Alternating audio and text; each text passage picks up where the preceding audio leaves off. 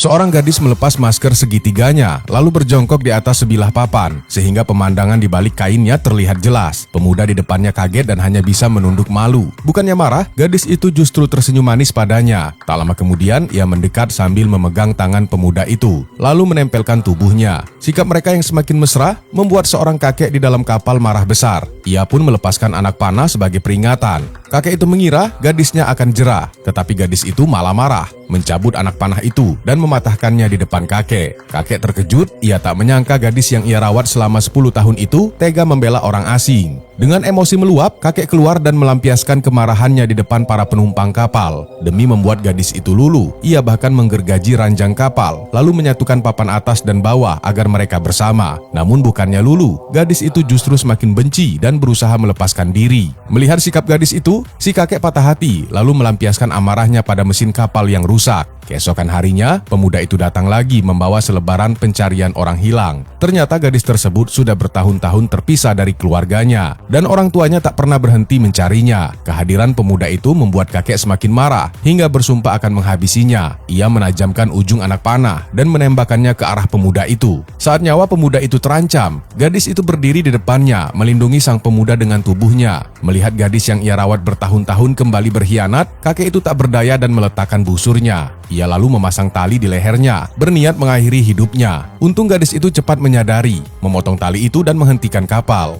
Melihat kakek yang sekarat, gadis itu menangis menyesal karena merasa telah begitu keras pada orang yang membesarkannya. Sebagai penebusan, ia akhirnya rela menikahi kakek itu. Melihat gadis cantik itu kini menjadi istrinya, sang kakek tersenyum puas.